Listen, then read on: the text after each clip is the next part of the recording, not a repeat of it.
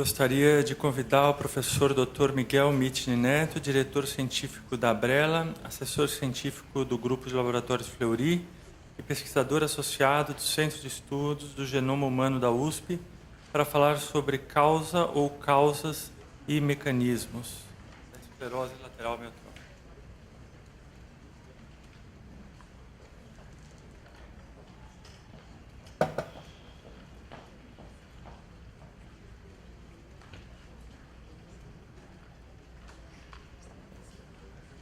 Ô Jorge, o microfone aqui em cima não dá para falar. Complicado.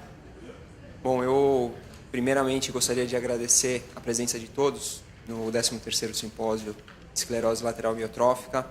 Eu sei que não foi fácil para ninguém chegar aqui, afinal de contas, São Paulo, sexta-feira, chuva, greve de metrô, só faltava ser dia de inauguração da Copa, né? Mas eu acho que o importante em relação a esse momento, ao momento que a esclerose lateral amiotrófica vive hoje, é enxergar a situação de reavaliar o que nós sabemos sobre a esclerose lateral amiotrófica. Antes, em 1880, na década de 1880, Charcot descreveu pela primeira vez a doença e nós tivemos aí um pulo que foi dado com a descrição do primeiro gene relacionado à esclerose lateral amiotrófica, que foi o SOD1, na década de 1990. Então foram 100 anos até nós conseguirmos apontar o nosso primeiro vilão em termos de genética. Mas o que eu gostaria de comentar com vocês é que talvez esse nosso primeiro vilão, ele não seja o vilão que corresponde à maior parte dos casos. Ele não represente o que nós temos encontrado ultimamente, que seria o que é a real causa da doença. E não dá para falar, como o Akari comentou anteriormente, de uma única causa, seriam várias causas. Eu queria só apontar aqui alguns mecanismos. Então, qual que é o consenso hoje? Ela é uma doença progressiva, que tem a morte seletiva dos neurônios motores superiores e inferiores e que tem, sim, uma grande heterogeneidade clínica. Nos últimos 15 anos, acompanhado desse slide, qualquer outra pessoa diria, como o Dr. Akari comentou, não existe comprometimento cognitivo, mas hoje nós observamos que dentro desse espectro, e como a doutora Berenice falou, que não é uma única doença, talvez seja uma síndrome, e encontramos, sim, pessoas com envolvimento cognitivo, principalmente relacionado à demência frontotemporal. E aí, nesse espectro, nós temos essa condição da ela ser esporádica em 90% dos casos. E o que é dizer ser esporádico? Simplesmente é dizer que não se sabe qual é a real causa da doença nesse momento. A exposição a campos eletromagnéticos, os soldados que participaram da Guerra do Golfo, e hoje existe uma atenção grande aos soldados que participaram da guerra do Iraque no início dessa década, para ter um acompanhamento para verificar se esses indivíduos foram realmente expostos a agentes químicos que possam levá-los a desenvolver a doença. E a questão da atividade física. O que acontece aqui na atividade física é que nós temos grandes ícones que chamam muito a atenção para a doença. E eu queria só ressaltar que muitas vezes o que nós acabamos enxergando como uma incidência, ou seja, como um fato, e nós acabarmos misturando com o que é a causa. Então, o fato é, em 2005, o Dr. Adriano Chiò identificou, sim, uma incidência maior de jogadores de futebol com a doença. Essa incidência ela era 8 vezes maior e chama muito a atenção. Agora, qual era a causa da doença nesses indivíduos? Era o excesso de atividade física? Os estudos que têm mostrado hoje não apontam para isso, não é a atividade física. O que poderia ser? Se nós olharmos na década de 80, que foi a década onde esses jogadores estiveram presentes, entre o final da década de 80 e o começo da década de 90, foi quando nós vemos uma explosão de velocidade deles, uma explosão de potência muscular e modificação. Se nós olharmos para os jogos lá que passavam anteriormente, você vê a diferença de estrutura do indivíduo na década de 80, no início da década de 80, no meio e no final dessa década. Então, será que talvez o uso de esteroides anabolizantes, que naquela época não eram verificados pela Agência Antidoping Internacional, talvez não seriam também fatores que puderam predispor a essa situação, a esse indivíduo? São essas contestações hoje em relação ao que nós observamos e em relação ao que é causa. E é isso que nós estamos tentando verificar quando nós olhamos para algumas outras situações, como a Ilha de Guam. A Ilha de Guam no Pacífico. Existiu, então, na década de 70, uma identificação de um aumento muito grande do número de pacientes com esclerose lateral amiotrófica associada à demência frontotemporal. E o vilão da vez foi chamado de BMAA, da beta-metilaminoalanina. E o que é esse BMAA? Então, a história da biomagnificação. Ele é um aminoácido não proteico. Ser um aminoácido não proteico para o nosso organismo quer dizer que ele não participa do nosso metabolismo de maneira comum. Ele precisa ser inserido utilizando um mecanismo totalmente distinto. E as modificações que acontecem nesse mecanismo, elas são muito controladas. E nem sempre essas modificações são permitidas dentro do nosso organismo. O que nós discutimos a respeito da biomagnificação é o seguinte: a cianobactéria ela produz, isso é acumulado na raiz das cicas, o morcego come e, através da ingesta desse morcego, nós teríamos esse acúmulo dentro do indivíduo e o acúmulo no cérebro desses indivíduos. Mas aí, cerca de 2 anos atrás, começou-se a discutir: será que esse BMAA que foi identificado aqui no cérebro desses indivíduos era realmente o BMAA que é produzido pelas cianobactérias? Uma avaliação comparando as técnicas que foram utilizadas para essa identificação mostrou que, na verdade, a técnica utilizada pela maior parte dos laboratórios para quantificar esse acúmulo aqui, ela estava errada. Ele estava olhando para outro composto que não era o BMAA, um composto que não foi caracterizado. Ou seja, existe sim uma incidência maior na Ilha de Guam. Agora, a incidência maior ela é causada por conta de um acúmulo do BMAA em si? É o BMAA que causa isso?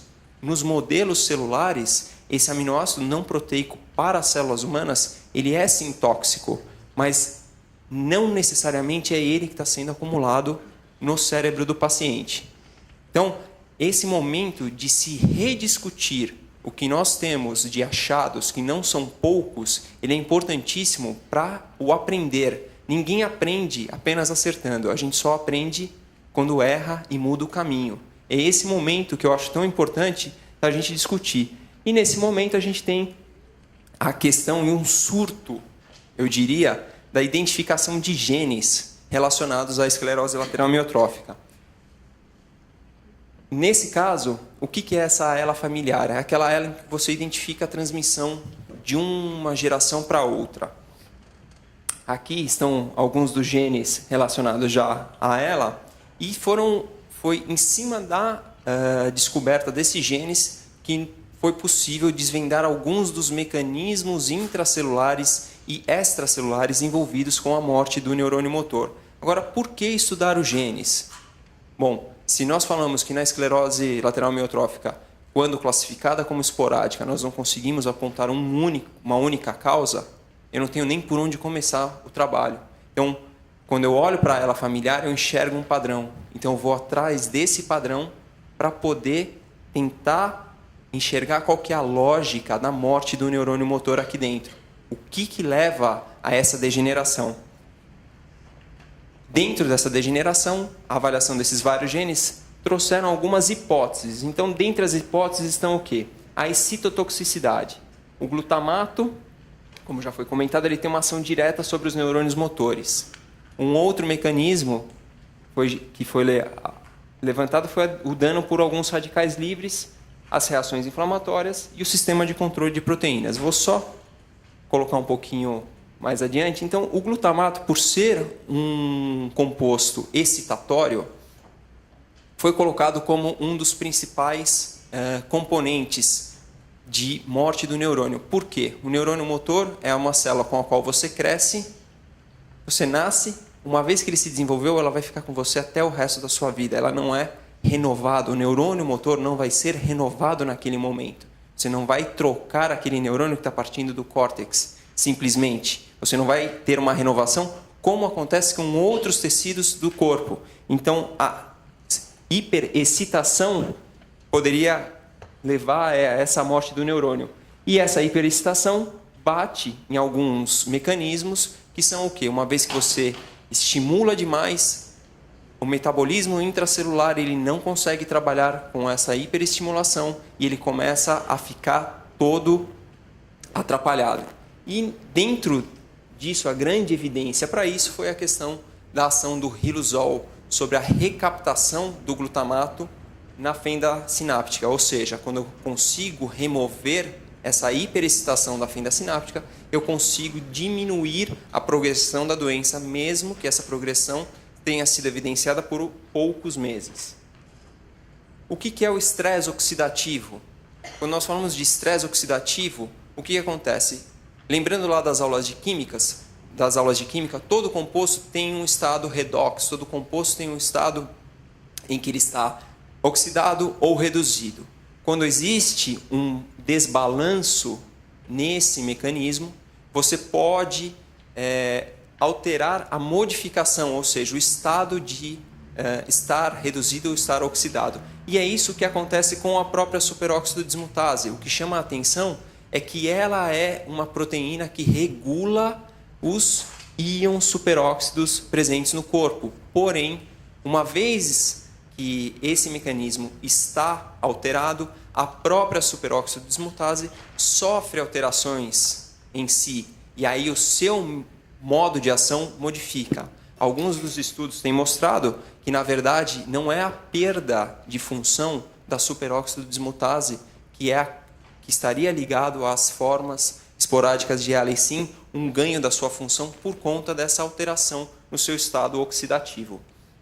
E esse estado oxidativo não altera apenas isso. Então, se nós olharmos aqui como que a mitocôndria, que é a principal produtora de espécies reativas de oxigênio, uma vez que ela entra no mecanismo de alta produção desse tipo de composto, você altera componentes como o cálcio intracelular. E o cálcio é o principal sensor desses mecanismos. Uma vez que ele esteja alterado, você vai modificar toda a cascata e aqui, representando mais especificamente, a alteração que seria provocada na junção neuromuscular. Ou seja, você alterando o estado redox, você altera não só o status do metabolismo do próprio neurônio motor, mas também o status do músculo que está recebendo essa informação. E aí entram algumas discussões a respeito da formação de agregados. Da onde vem essa formação de agregados que são tão faladas?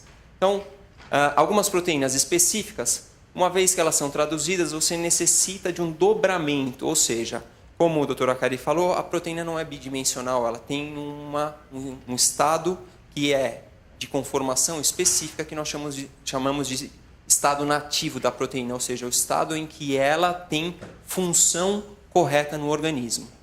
Para que ela consiga essa função correta, é necessário também que ela seja dobrada corretamente pela ação de outras proteínas que são aqui chamadas de chaperonas.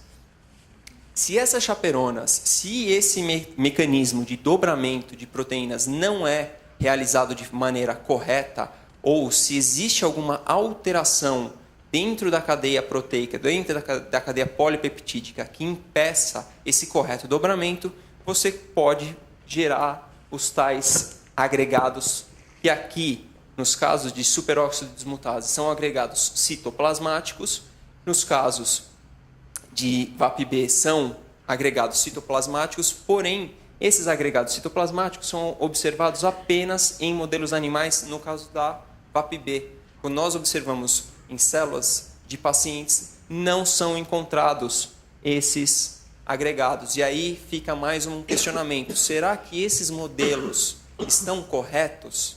Será que os modelos que nós temos gerado, eles são são a melhor forma de questionar a doença, de questionar a fisiopatologia da doença, ao olhar para outras alterações, por exemplo, que acontecem na TDP43 ou no próprio gene da C9orf72, você tem acúmulos que não acontecem no citoplasma, mas sim no núcleo da célula.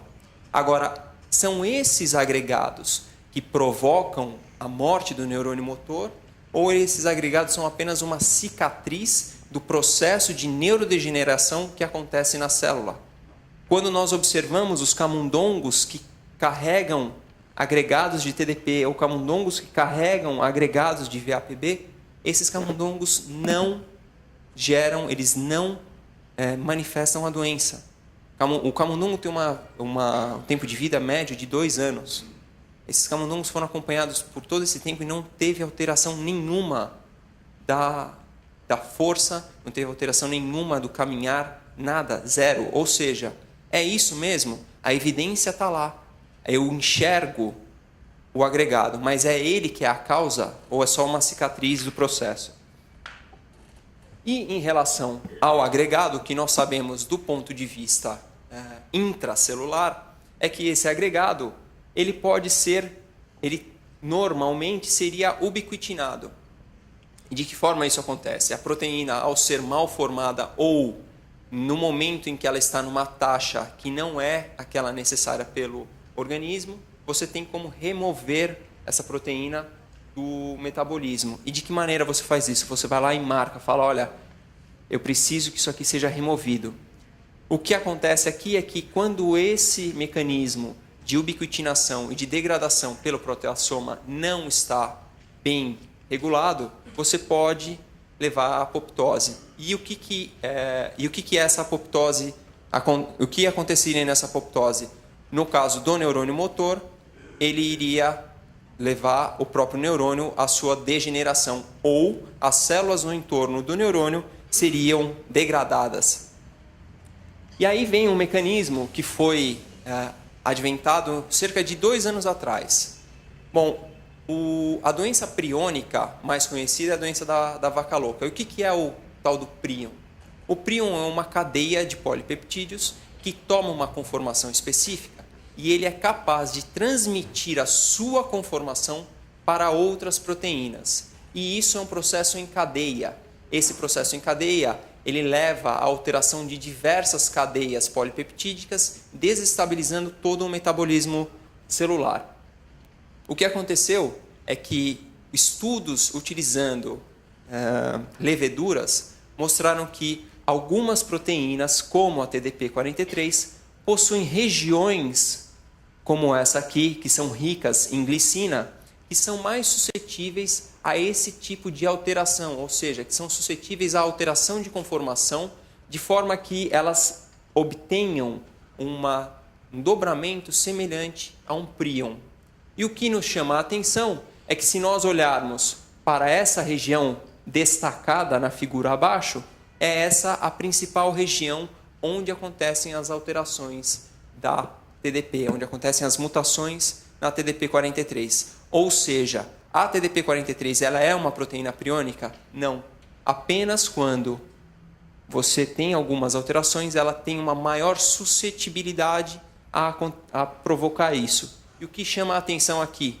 Os trabalhos que vieram logo em seguida mostrando que talvez essa TDP, no seu estado priônico, seja secretada por alguns tipos celulares. Ou seja, a transmissão da doença, ela passa a ser, a ação da doença ela passa a ter um contexto que não é apenas do neurônio motor, e sim, como o Dr. Akari já colocou anteriormente, você tem um contexto. E qual que é o contexto que eu tenho aqui? Não é apenas o neurônio motor, e sim das células que estão no seu entorno. A TDP também chama atenção porque inicialmente foi descrita como uma proteína envolvida com o processamento de RNA.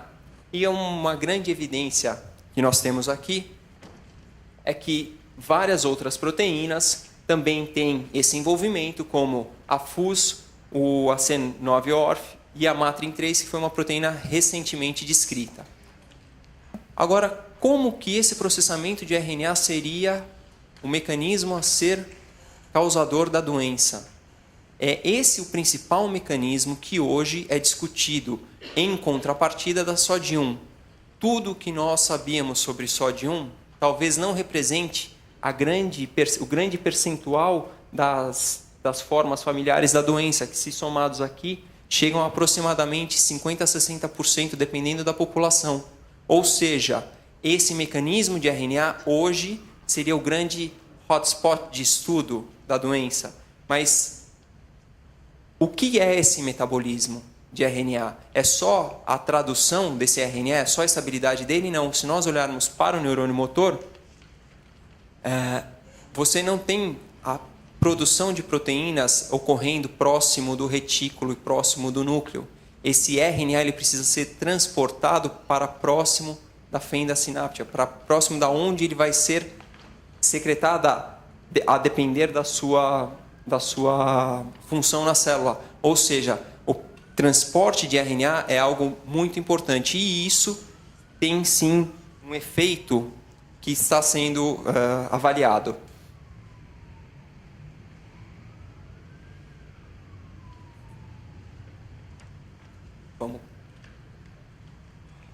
Bom, só voltando na história das células no seu contexto, o que dá força para essa ideia de que não há apenas um efeito autônomo do neurônio motor, e sim um efeito não autônomo das células que estão ao seu entorno, são alguns trabalhos in vitro mostrando que as células da glia, quando tem alteração em determinadas proteínas, elas têm um efeito muito maior na morte do neurônio motor do que quando essa alteração ela acontece no próprio neurônio motor.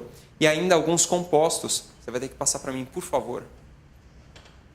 Alguns compostos que foram possíveis, foram identificados como compostos que são secretados e que podem ser modulados. Ou seja, é nesse momento que nós conseguimos olhar para a doença como uma alternativa terapêutica. Ou seja, será que é possível inibir a produção desses compostos ou, pelo menos, recaptar esses compostos no seu entorno? Em relação às causas da doença, quais são as dificuldades para identificar essas causas? É uma doença de baixa incidência, com uma grande heterogeneidade, como já foi comentado. As ferramentas diagnósticas elas são limitadas e o que nós temos visto é que algumas das ferramentas de abordagem de pesquisa também têm sido limitadas e têm nos levado a caminhos que talvez não representem o seu maior espectro, e a grande complexidade de processos que estão aqui. Se eu pudesse falar o que causa a morte do neurônio motor, eu teria que olhar para todos esses compostos, todos esses processos concomitantemente. Isso a gente ainda não tem complexidade, não tem capacidade de realizar no momento.